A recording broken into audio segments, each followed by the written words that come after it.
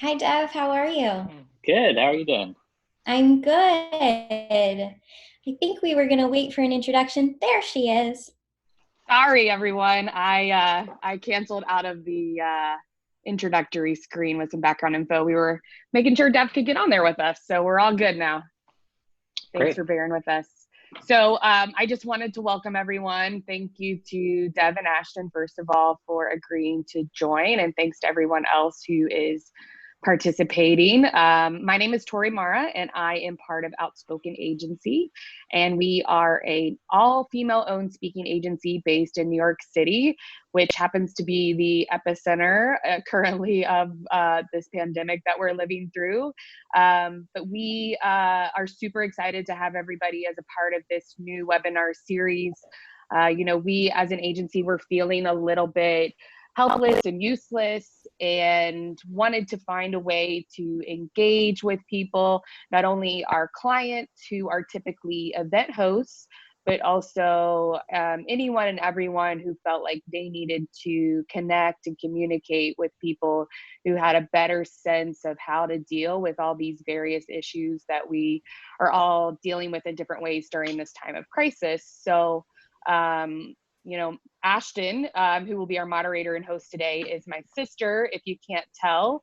And she had talked to me about how she, as a professor at a university, was talking to her colleagues and her students, and they were concerned with what was going to happen to these students as graduation nears and students need to figure out what to do to enter the workforce and see what the job market's going to be like. So, with a few weeks left before students start to graduate, we thought this was a really good time to have someone like Dev on to speak to those students or speak to anyone who might be dealing with some issues with being furloughed or being laid off because of the situation we're in. So from there, I will let Ashton sort of take over and engage Dev in this great conversation. Thanks again. Thank you, Tori. So, my name is Ashton Marra, and I'm a teaching professor at West Virginia University. So I'm based in Morgantown, West Virginia, and obviously coming to you from my home, to practicing good social distancing like we all should be. I'm also the digital managing editor of 100 Days in Appalachia, which is a digital news publication based at the Reed College of Media at WVU. We're an independent nonprofit media outlet. Just happens that the Reed College hosts us, and a couple of members of faculty created that publication in 2016. And we lasted a good couple of years. So I want to introduce to everyone our speaker today. So Dev Aujla is the author of the best-selling book, 50 Ways to Get a Job, and the creator of 50waystoGetAjob.com, which was the result of multiple years of research focused on the future of what it means to work and how you build a career today. So Dev, thank you so much for your time and for doing this for us and for students all across the country. Thank you. Thanks for having me. I want to start, you have a couple of things that you have picked out in particular to talk about. So you're going to take us through some of the tools that you've created to help people prepare themselves to secure the job that they want. And I understand you've adapted some of those tools a little bit specifically for the current job that we are facing for upcoming and recent college graduates. So Dev, why don't we start with the first thing that you'd like to detail? Can you talk a little bit about letting go of the idea of the job that you want? Yeah, I mean, I think this is a really it's a moment where we all are having to do that, and it's even broader than just the job that we have, but it's actually a lot about the life that we were living 3 weeks ago or a month ago. And it is being able to say, like, that life is no longer, there is something different that is coming. And the ideas of what our job was going to be or what our career is going to be is not just going to go back to normal. We're not all of a sudden going to emerge from this and all the trends, all the stuff in the world isn't going to have no effect. It is going to have an effect, and it's going to change everything. And the place you go to when you go to a place of like comfort is like, no, we're going to get through this. I'm going to do it. And then it's just going to go back, and I'm going to hit this ground running, and I'm going to double down on the PR job I want, or the marketing job, whatever job it is that you wanted.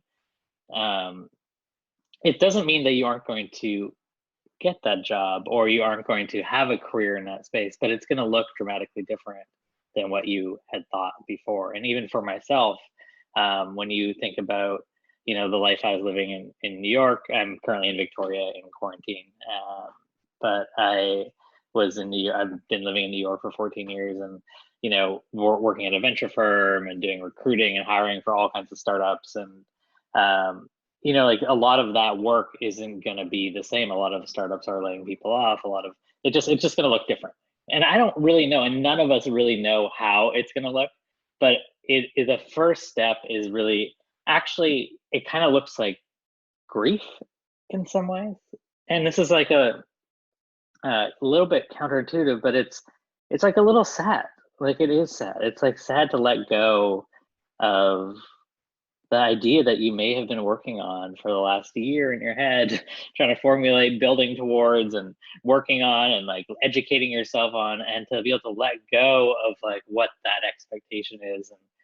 And then it's just sad. And I think this moment where we actually have a moment of pause, where we have some time is like, it's okay to feel that and let that go. And it doesn't mean that like once you let it go, that certain pieces won't come back, that like the job itself, or like an aspect of your life you really love, won't come back into your life. It's just that act of like letting go will enable it to come back, and actually giving it space. Because a lot of what happens when you don't do that is you are really sort of struggling against the way that the world is working. So it's kind of like you're jumping into the river and you're trying to swim upstream. Like, I see this with one of my clients, actually. Is so they're a company, and the person that runs it is like kind of destined, like, we got to keep driving forward, we have to keep moving forward, we need to keep hiring, we need to keep doing this, and trying to get interviews scheduled for people, and people are like, no, I can't, and it's just like maybe a week, kicking it out. He's like, no, we need to, and like, you're just fighting against the flow of what's happening. Like, things are changing, you're not realizing it.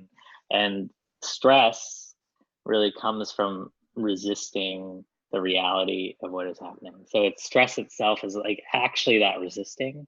And if you're just like, okay, this is what is happening, we all have the capability to figure out what to do, to say yes or no to whatever we're doing in the moment. It's like we can do that every day. And that's, in fact, the whole world right now is like been forced to just say, do I want to go on a walk? Yes. Do I want to have lunch? Yes. Can I make any plans about what's gonna happen next week? No. It's like really, really amazing. It's like years of Buddhism. It's all, everyone just has to deal with it in a day, And so it's like, oh, great, we're all there, we're all present, we can't really help it. And now what do you do? And how do you think about your career in that way?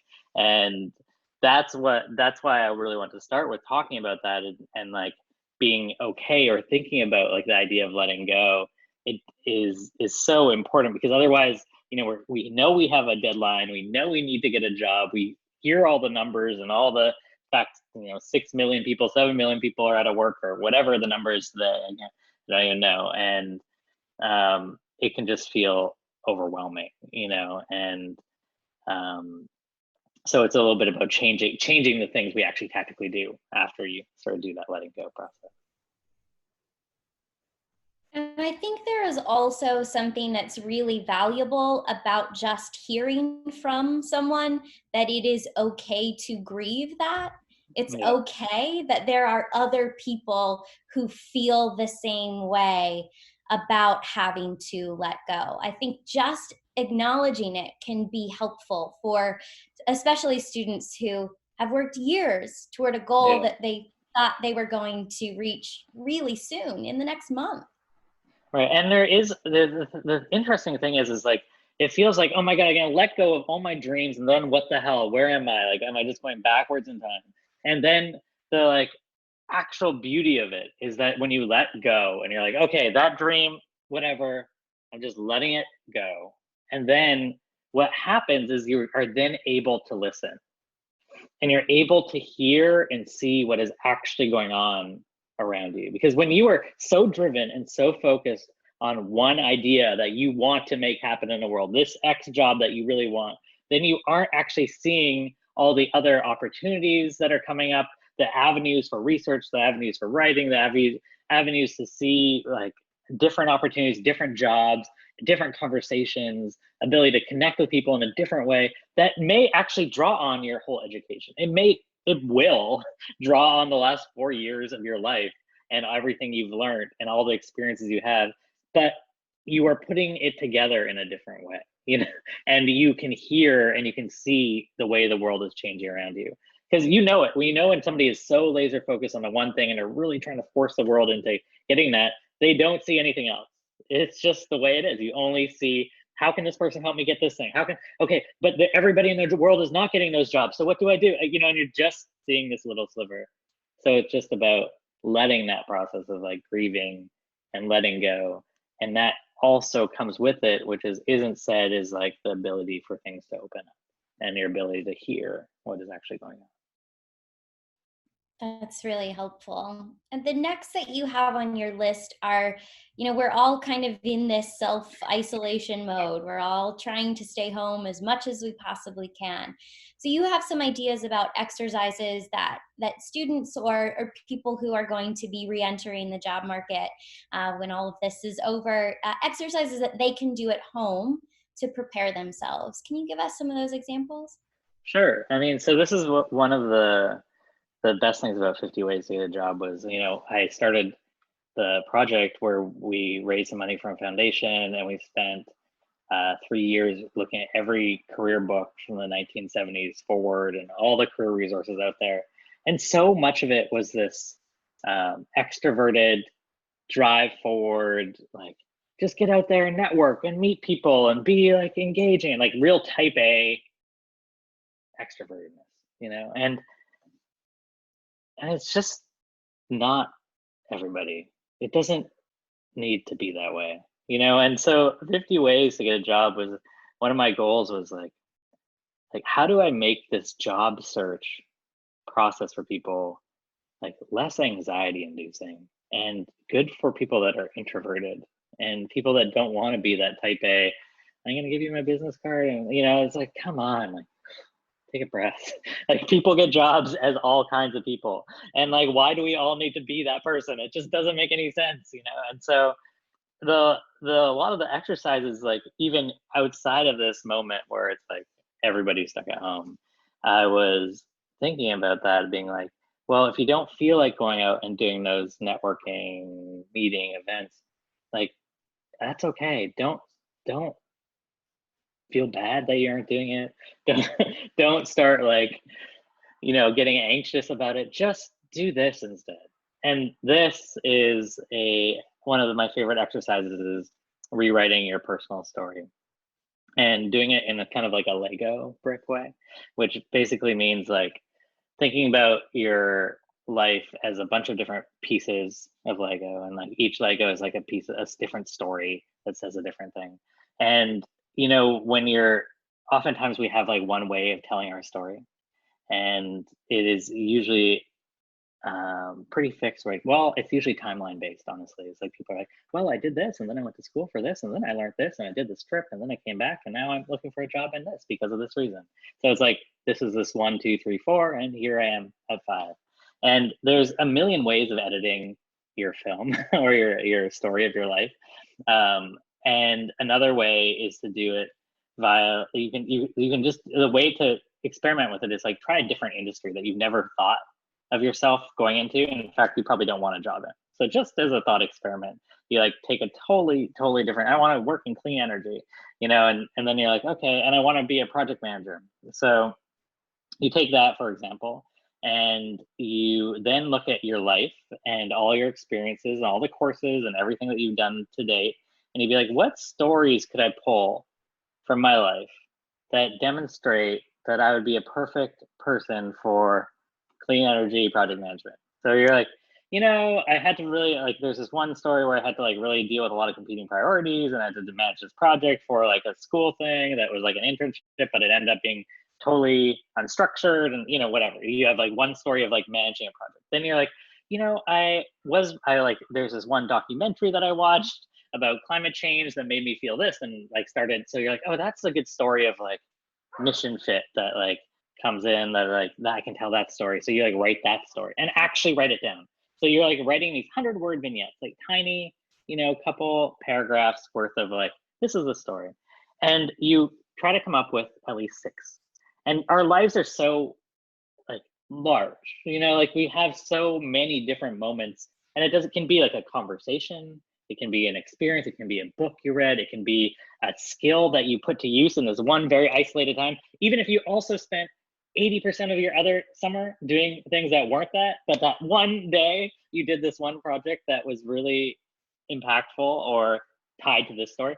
You tell that story, you tell that day, you tell what you felt and you did and what the difference was you did that day. And so then you end up having these 6 stories written down in 100-word vignettes, and you're like, okay, now how would I tell this story of my life? I would forget everything else.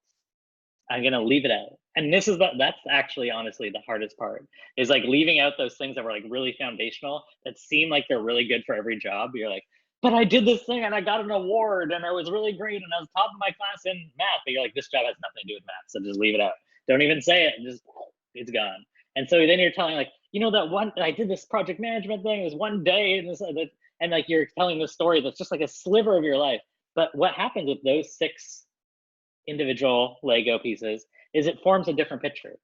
And you only ever say 6 things to somebody in an interview, on your resume, in an email to somebody. You never really get through more than like 6 stories of your life. So like, what 6 stories are you sharing? And how completely different can you make yourself look by choosing those 6 stories?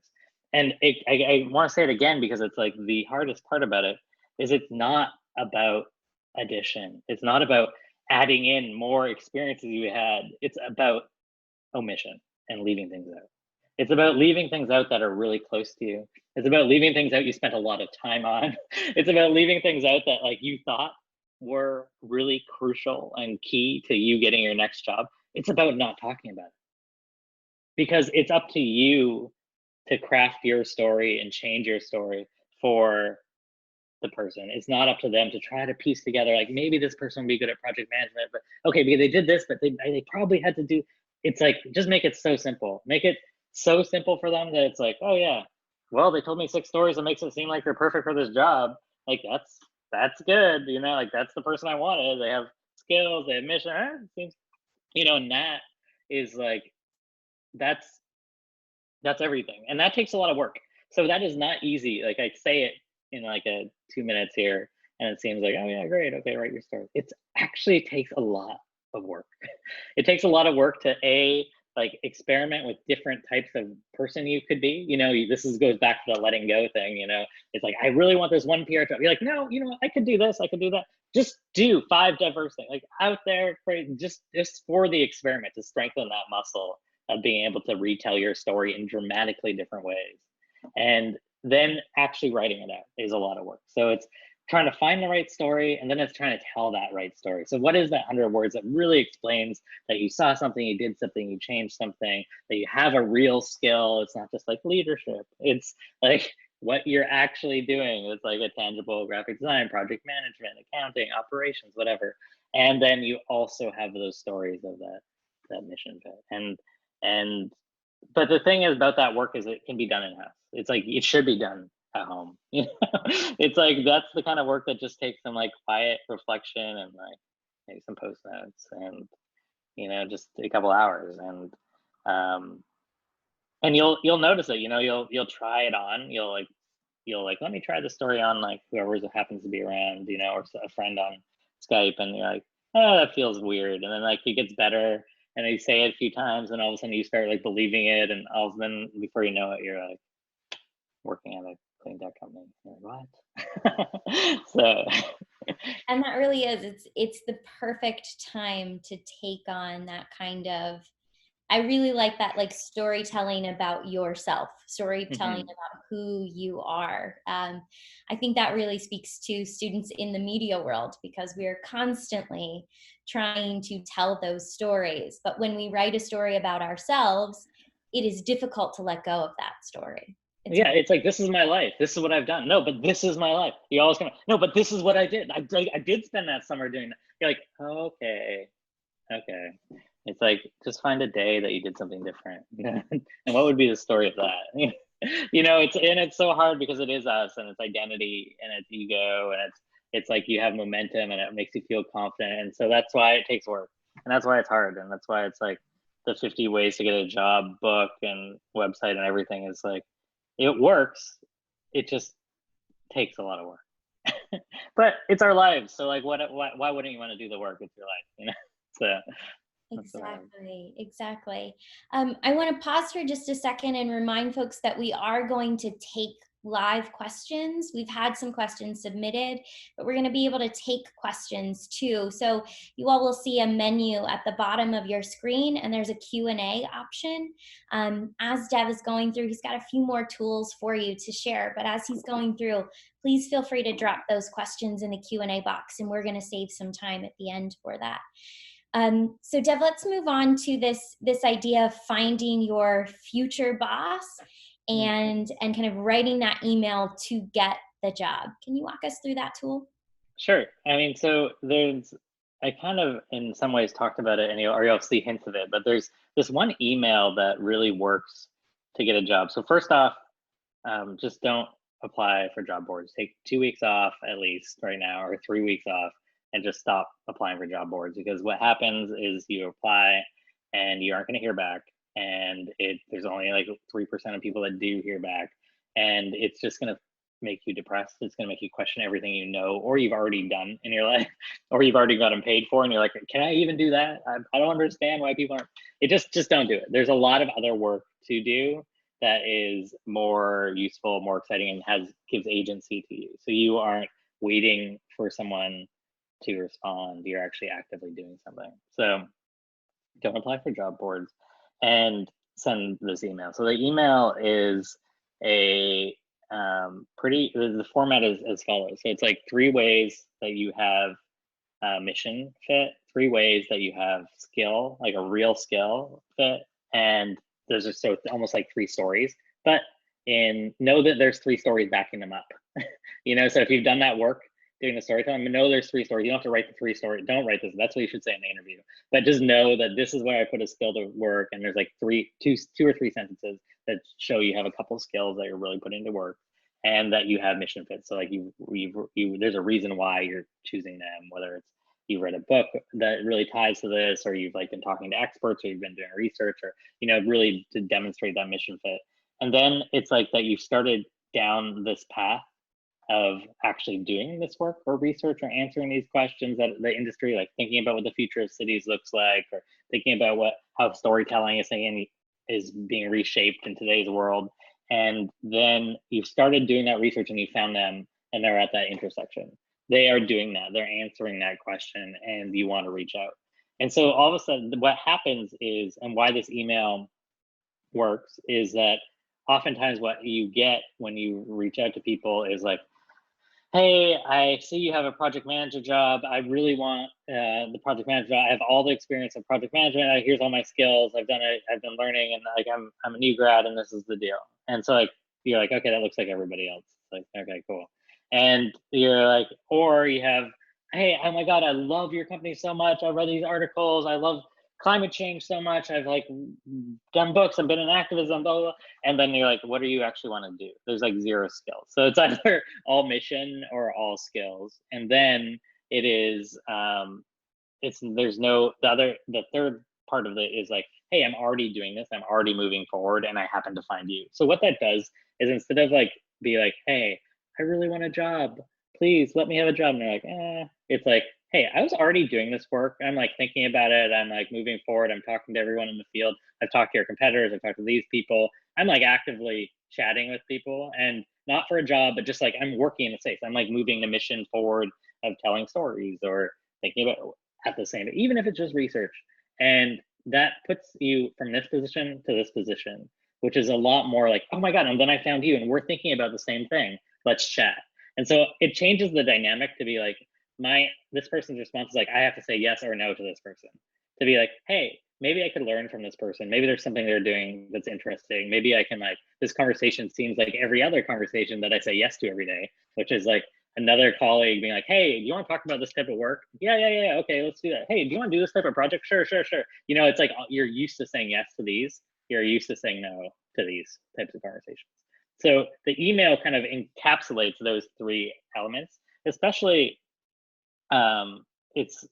it like works because you have to do the work to do it. So you can't just like say you have 3 skills. You need to have those stories that prove those 3 skills, or you need to go out and spend this time getting those skills, or finding a couple days worth of work or a couple days worth of freelance contract or volunteering that show you can do that, just so then you have a story to fit into this picture. So just like Mission Fit, you can't just be like, hi, I really like it, I watched the movie. You know, it's like you really need to actually move down that path and actually take that step and, you know, start doing research or start asking their colleagues or start pursuing a question that that industry is interested in. So you're actually moving forward in that way. And then it's not a lot, because this doesn't work if it's really easy to tell when someone just calls this email in and is like, hey, 3 skills, 3 minutes, and it doesn't work. And that's the only time it doesn't work, because otherwise you've done all this work that is actually putting you and moving you forward towards getting a job. And it is such a different email to get as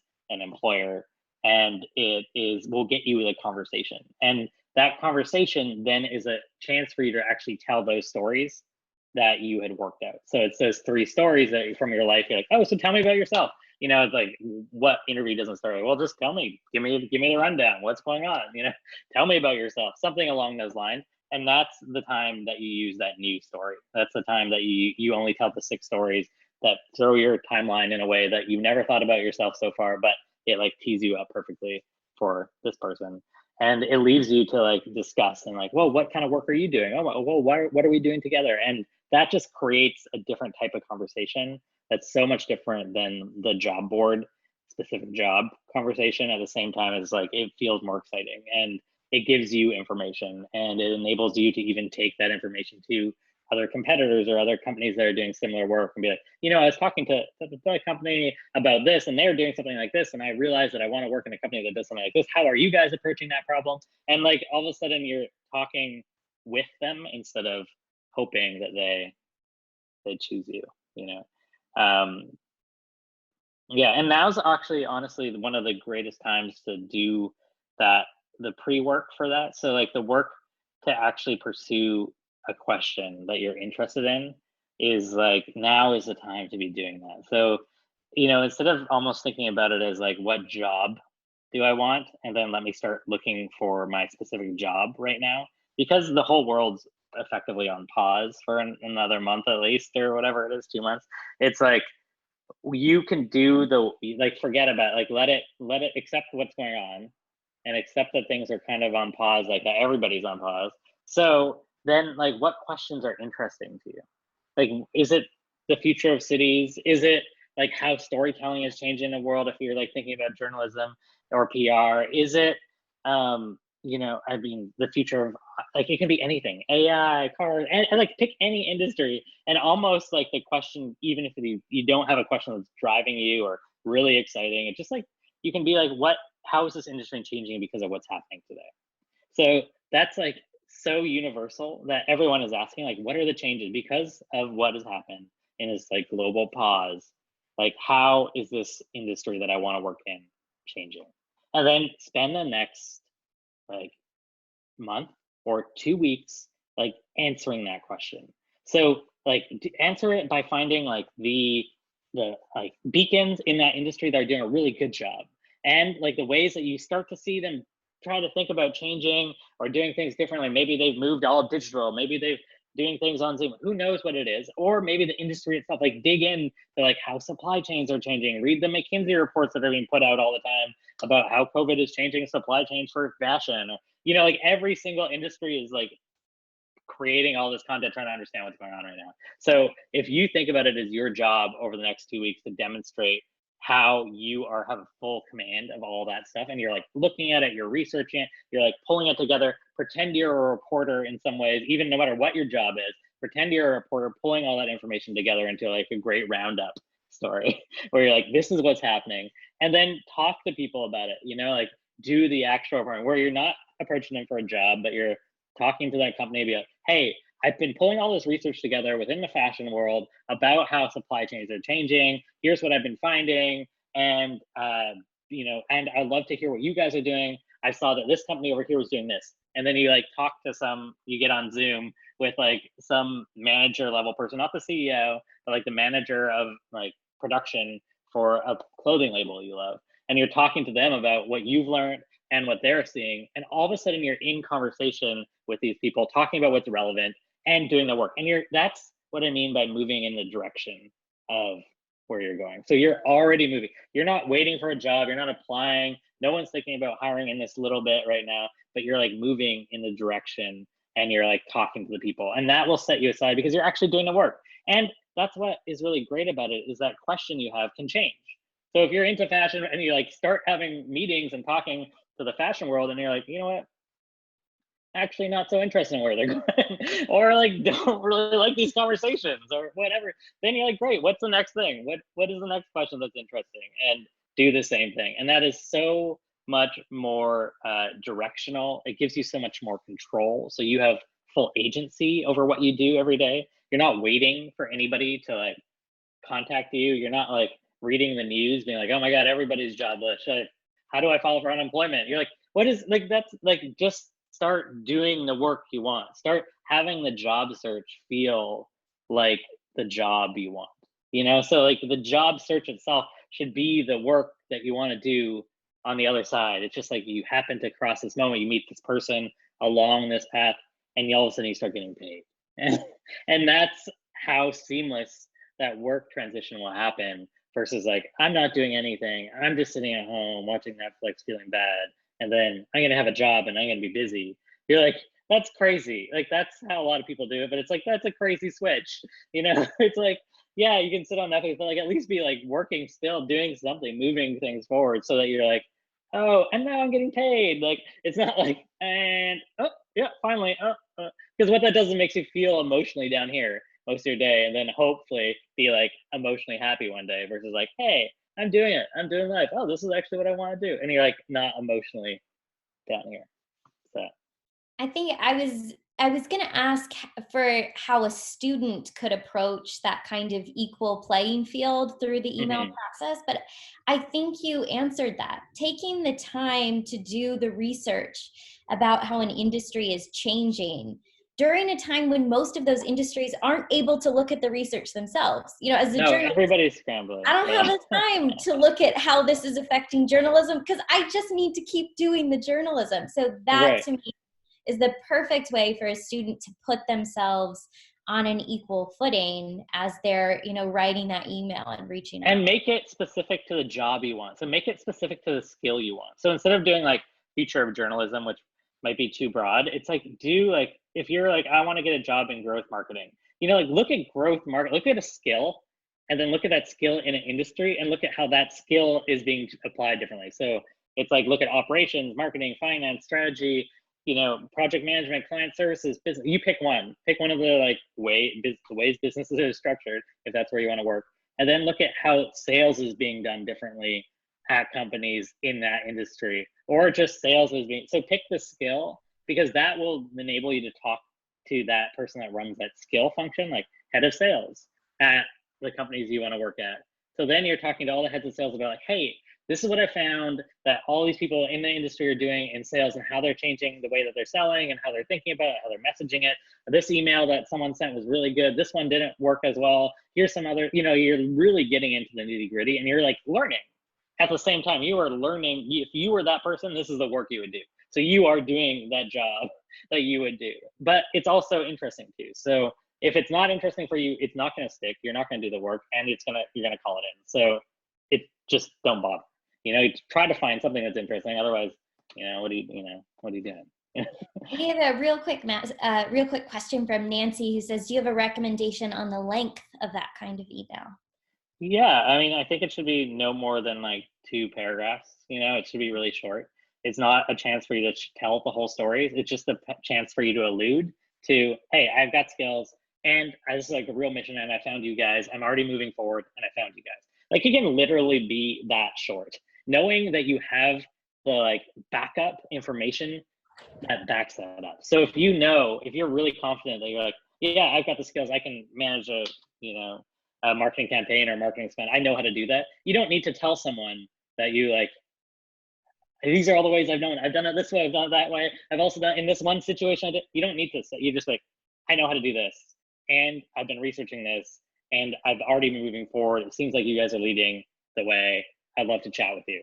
That's such a different email because it has that confidence of like, yeah, I know how to do this versus like, hey, I have a skill. Here's all the different graphic design projects I've ever done. And then like, oh, I have a mission. Here's all the ways I can improve. Save that for the interview. Those are the stories that you need. And you need that information. Just don't put it in the email. People only want to read a paragraph or two. Okay. I want to make sure we save enough time for questions, but I want you to hit real quickly on this kind of managing the emotional roller coaster of the job search. I feel like that is stressful and anxiety producing enough in a regular time that our generally our lives right now are just a little bit more stressful. So how can we manage that? Yeah, I mean, I think so. They are, like, this goes back to what I first talked about is like, if you don't give yourself like permission to let yourself feel sad that things are changing and that the ideas and dreams that you had will look different, it creates a lot of anxiety. It's like you're swimming the wrong way in the river. You aren't accepting what's happening. And in job search in general, people usually find that after 3 weeks of searching, once they're out of school and to like the world, that it's kind of like becomes the emotional real low point, especially if you're like applying online, because you're like, I haven't heard, I should have heard. It's 3 weeks. I applied in a burst of energy and then like, what's going on? Like, what am I doing wrong? And it's like kind of like this like moment of like, it's gonna happen. Then like, oh, it's not happening. And so like that emotional dip, knowing that that's like part of the journey, and it really does feel like an up and down. And that's why I really think there's like a lot of the exercises in the book and then on the website are like just about what do you do in those moments. And they may not seem productive, they may not seem like, I'm not phoning people up, I'm not sending the email, you're like, but that's just as important, because you want to feel as emotionally like you got to feel good when you're talking to people, and you got to feel capable and strong and like you have agency over your life and your work. And a lot of the exercises that I've been talking about on this call are things that that you have full agency over.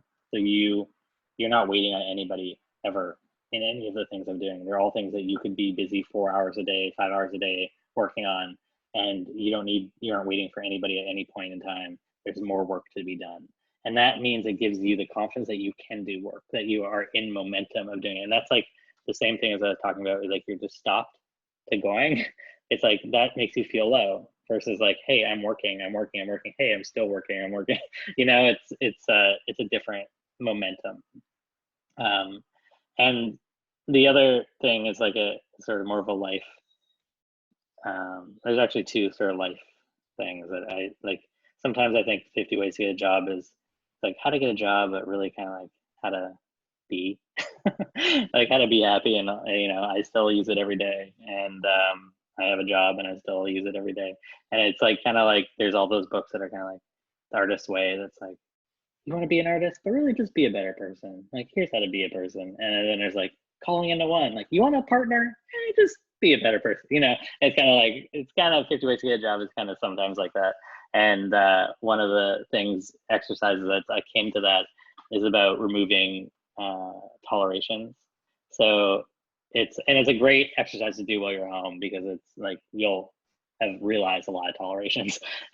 Tolerations are small things that you want to change that you never change because they're not big enough. So it's not like, oh my God, I have no front door, I need to fix it, or my window's broken. It's more like the door squeaks every day, and it's just the kind of annoying, like, or like my key sticks, or like, I never really have like the pen I need at the place I do my video chats. So it's like always over there, and I always feel like I have to run and get. It's all these small moments that are just tolerations. And so you make a list of the ones in the home, and then just spend an afternoon getting rid of all them. So just like make sure bring all the pens here, like get the little WD-40 out, fix the door, like do all the small things. Like in times when you can go out, I would like say get $100 and like solve them and buy things to solve it. But you can probably fix a lot of the tolerations in the house right now.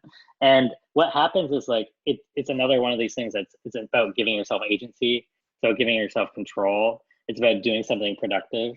And it doesn't feel like, how's this to help me with my job? But it changes how your house works. You know, things start moving and feeling right, and you have everything you need, and you feel like you're set up for success. And it's like small, subtle, it's mental, and it really improves your like emotional state, because you're like go from like I can't do anything to like, oh my god, now my house works, I'm set up to do this, let's do this. And it just feels good, honestly. It just, I do it like every couple months or something, where it's like, what are all those tolerations that are kind of piling up? So that's one of those tips that's like more about dealing with the emotional stuff. But it's it is a time of unknown and uncertainty, and like the people that are really struggling in this time are the ones that really feel like they always need a plan. And it's like they really ground themselves. I have a plan, I'm working towards a plan, and that's everything, because we can't plan right now. We're in a place where it's really hard to. So instead of grounding yourself in that plan, it's like ground yourself in the actions you're doing right now. Ground yourself in the work that you can do right now. Ground yourself in the fact that you're doing that work. And even if that work means you're letting yourself have a day or two or a week to like let go of what you had and like make room for whatever's next, or make room to hear and see what's happening around you, that's good. And that's important. And that will be more productive for you in the long term, and for people around you even, to like, it's just a less stressful way of living, and you deserve that. Yeah, that is really good life advice too. We have a couple of kind of specific questions if you're interested in trying to take them on. One is about the difference in preparing for an interview in person, and now what will inevitably be over the next couple of months, interviews that happen virtually. Do you have any tips or recommendations? I mean, there's obviously a bunch of like the tactical stuff around like making sure it looks good, making sure you look good, video, lighting, all that kind of stuff, which, the New York Times has a great article on that. You just do that, but they like had Tom Ford do an article on like how to make yourself look great on video. And I was like, read it, and I was like, that's everything. That's awesome. Like, it's like from putting a white piece of paper down, and like, I was just like, I never thought about that. So like, there's like tons of good content out there about that. But like the like practical of like what you say on video, and how to talk about yourself is like, I think it's more important than ever to be in control of the story you want to tell, instead of waiting for someone to ask. Because when you're in person, there's a little bit more of like a feeling of like, what's the energy? Oh, you can kind of go back and forth. In video, it's pretty flat. So like it's like, I'm presenting, now you're presenting, and you're also looking at yourself, which is the first. You never really look at yourself in an interview. You're not like staring at your face while you're saying things, which is a weird feeling. It's like, it doesn't, it's weird, like I'd almost say, don't like hide your own view camera, so you're just looking at the person. So then you forget that you're doing, you aren't accidentally looking at yourself. Ooh, it's just like gone. And then, but what I'm saying is like about controlling the story, and the importance of that is like knowing that narrative going in, that like those 6 stories that you want to tell, and then working those into the conversation wherever you can. So it's like, whenever somebody gives you a question, be like, you know what, then pick one of the stories. And that's why it's nice to have 6 or 7 stories that fit that one narrative you have. Is not because you have to tell all of them, but because whenever a question is, there's probably a story in there that fits for that. And you already have a story that fits that general narrative arc. So you're not like accidentally pulling a story about like the time you did something totally different than this story, because that's where your go-to is. So that's why it takes a little bit of work to really build those stories up so you have them, but it enables you to, be really clear that you're painting one specific picture. And you need to do that even more so. The other thing that is like more about the function of this time that we're living in, with people are probably less, or they definitely are less willing to be like, here's a full-time job, is one of the things to do is really pitch yourself as a like 6 weeks contract to start doing the work. So you lower the bar for people to say yes. So most people, and especially with like a lot of unknowns, like remote work, you don't know me, like those are all things they know that they're thinking about. So call them out and be like, listen, I don't know you, we don't know each other. I hear that, like we're learning about this stuff, but let's just do a 4-week or let's do a 6-week contract where I do XYZ. What if I started doing this work and I started getting to know the team and pick one very specific thing? I almost think for 6 weeks is always kind of like, oh, I could figure out how to do this, or I could figure out how I fit, or I could figure out how I could provide value this way. And so it's like, 6 weeks at that, like it becomes like a really simple way to like lower them to be like, you know what, I'm not committing to a full-time hire. That's crazy. I know we need someone to like manage our ecom right now. Okay, well, 6 weeks, like that seems like I can get my head around it. And you're in the door and you're working, and like you're actually then start having a conversation about like the scope of that job could be. Hey, what do you really need in 6 weeks? What could possibly get done in 6 weeks? What are your immediate needs right now? So those are the kinds of questions you start asking of them. So it really flips in some ways from a interview where you're like being asked questions, being like, hey, are you good enough? Can you do this? Can you not? To like, okay, well, if just imagine here, I know sounds weird, but like, what if we did something that was really short term, like 6 weeks, just to get to know each other? I know this is a weird time working remotely, everything. Like, what would that look like? What do you guys need right now? Here's all my skills that I have. Here's why I know I'm a fit for what you guys do. And what kinds of things? And then so you're like, start asking questions like, what does the team look like? Who's doing that work right now? How is the work divided up? Where can I fit? What's the work that's not being done? And so you start answering all those questions. Then you don't need to answer it in that call, but you're like, great, well, let me throw some ideas down. And this has been so nice. It's so great meeting you. Let me just process everything we talked about, write down everything that I heard, and I'll send you a little like email proposal, And so then all of a sudden it goes from like, hey, I want a full-time job to like, hey, I want a small 6-week contract that's like $4,000 or $5,000, whatever it is, 3 days a week, 2 days, whatever. It's like whatever you want. And you just reiterate everything they said that they needed. You just put that there as the stuff you could do ideally. And then like the amount of money you want. And then it starts a different kind of conversation, and it lowers the bar for you to be in the door talking to them. And they don't want to like increase their payroll right now with a lot of uncertainty, but they still need work to be done. We have a question or two that's specific about internships, that they've lost their internships for the summer and they want to start looking for new opportunities. They want to know if it's appropriate to contact people and offer their services as an intern, but it sounds a little bit similar to what you're just saying about offering short-term contracts. Do you think that's relevant? Yeah, I mean, I honestly don't think like interns are going to be the first thing that people aren't going to hire, because it's just like in your head, what you hear is like, I have to manage this person. They can't do it themselves. So I need to teach them what to do. And I can't teach somebody what to do right now if they're not in person. That's like what an employer is thinking. So you're like, okay, so what do you do as an intern? You could like struggle against it and try to apply for everybody's internship and just go drive yourself nuts and like be like, I need an internship. I'm not going to get an internship. This whole thing is not going to work. And like that, some of you might do that, but don't. It seems like a bad idea. What you should do instead is like accept that like the internship is not going to work. So what you can do is go back to do all that research that I was talking about and start doing that work. Like really start throwing yourself in as if you are working for a company in that industry you want to work in. Just pretend that this is the project they gave you. You're like you want to work for a fashion company, pretend they gave you a job to like figure out what the hell's going on with COVID and the grant, like whatever, and with fashion and production timelines, and to research what's changing and how things are evolving and the best case scenarios and all the case studies of people that are doing it well and not, and phone people up and start talking to them about it and like start accumulating all that research and do that for a month.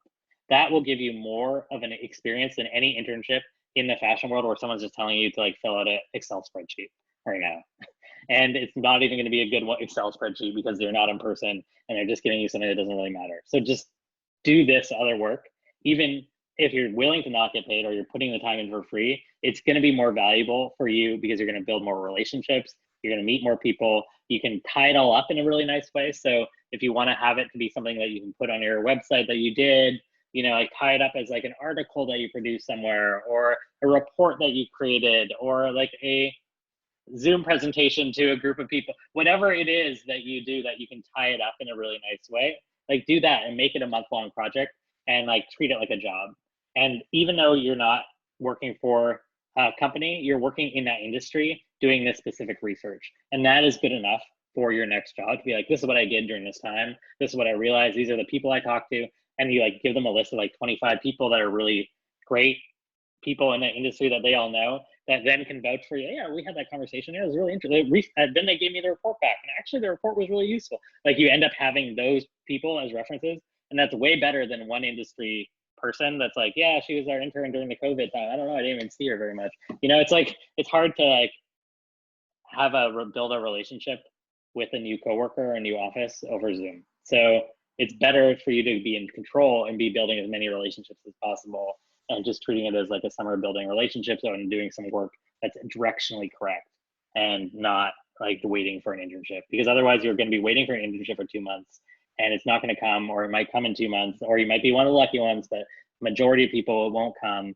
And then you'll have wasted 2 months of time and you'll feel frustrated and like you're hopeless. And instead, like have that agency, be doing good work, be interested, excited, learning things and meeting people, and without the pressure to get a job, because that's what you've given yourself. You've given yourself the freedom to do this research and let yourself experience that.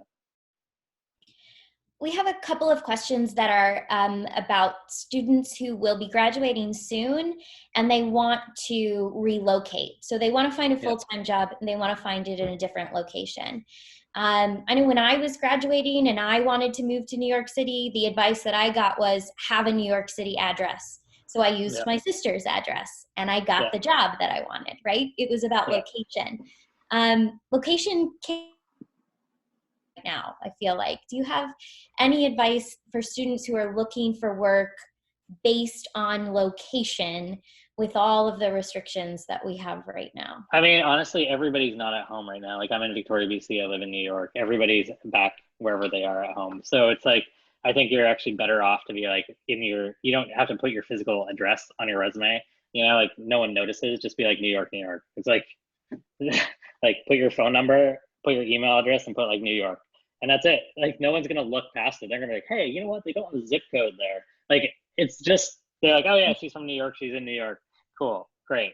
And like, that's just gonna be what people do. So just don't worry about putting the address, just put New York and apply and be like, yeah, I'm in Ohio right now. I'm in quarantine. I'm figuring it out. I'm on Zoom. Hey, how's it going? You know, it's like whatever, wherever you are. And that's fine. Everybody's in the same boat. And everyone assumes that what you say is true. So you're gonna get there. You know, I just pretend it's not a deal.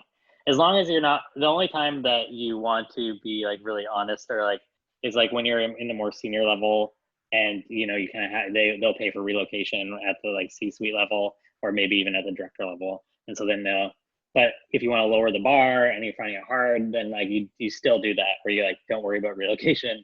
You like say, hey, I'm in New York, I can work in like a month or 2 weeks or whatever, and then you make that transition after.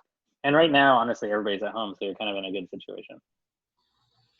So we just have a minute left, and I kind of want to end on maybe a more longer term kind of question. I think, you know, a lot of people are talking about this being the similarities and the differences between what happened in 2008 and with the Great Recession and what's happening now. And 2008, I guess from the perspective of somebody who lives and works in a rural community, it took several years for us to feel the effects and several more years to recover from the Great Recession. Do you anticipate for students who are entering the job market now that it's going to take several years for people to return to that kind of level of hiring? Or will this be different than 2008 and will we be able to kind of recover more quickly? Well, I mean, the thing is like there's always like there's other opportunities that pop up as a result of what it will take years for it to return to what it was. But why do you need it to return to what it was? It can be something different, and it is something different. And there are opportunities that are present in that different place. And if you're trying to do what you were doing before, you're going to wait several years before you get there, but you don't need to. You won't. There's like other things that are there. And so that's why I go back to that first point of like being able to really let go of what you thought and beyond that, just in order to enable you to listen and hear. And all the research projects I'm talking about that you can do in your control are other ways to listen to what's going on and other ways to tune into what's happening in the world right now and not try to port all the things that were to what's going on now. And, you know, in the Great Recession, you saw a lot of stability, like lawyers and bankers and like all these things that were stable. These were your company men that were going to work here. And, you know, it's like, but they were not, they were laid off, they were let go. And so then all of a sudden what happened was there was like a boom of people doing startups and more creative things because, hey, I'm already not working. I might as well take my risk. And those companies started hiring and there was like a bit. So there's different dynamics that are at play. All you can trust is that there's always good work to do. And the world is full of good work to do. And if you follow your interests, you follow those questions that you're interested in, at least you'll meet the other people along the way that are doing similar work.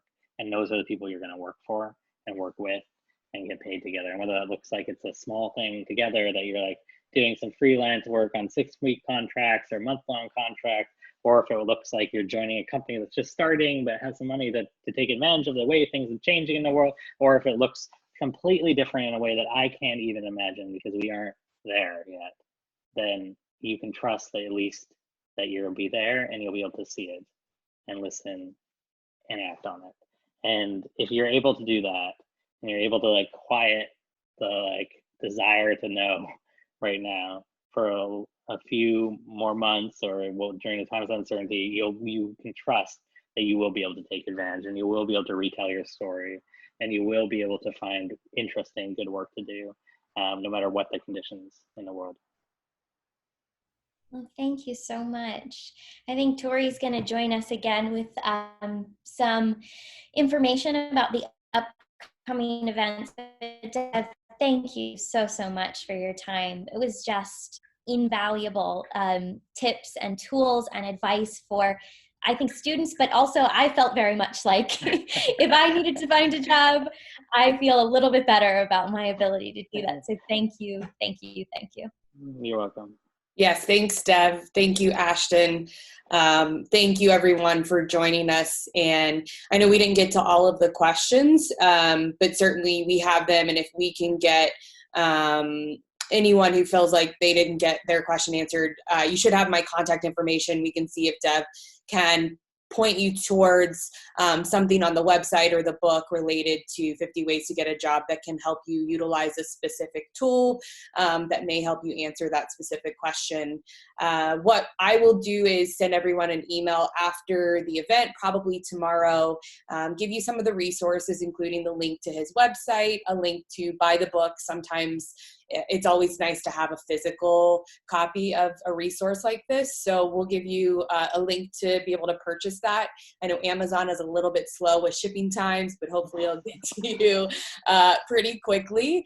And hopefully by Friday or Monday, we will have this video recording of the webinar up on our website or through a YouTube link, something where you can rewatch this, take some notes, engage with others, let them see this as well. And then also in my email, I will put the schedule for our upcoming conversations. Next week, we will have Mary Abijay with us. She will be talking about managing up, and that involves how you as an employee utilize a better use of your skills and communications with your employers. I know that sometimes we're having some trouble with maybe an older demographic as our bosses, and they may have trouble with utilizing Zoom, utilizing technology, how they're able to communicate with you in person while not in person. So that will be great and hopefully super helpful to you, or feel free to pass along to others. So thank you so much. That'll be next Thursday, same time. We're typically going to do these on Thursdays, but we may alternate on time of day just so that we can have more of our West Coast friends join as well. Thanks, Deb, for being up earlier in the morning to talk with us today. And thanks again to everybody for joining, and we hope that you find this very helpful, and we hope we see you next time. Bye, everybody. Thank you.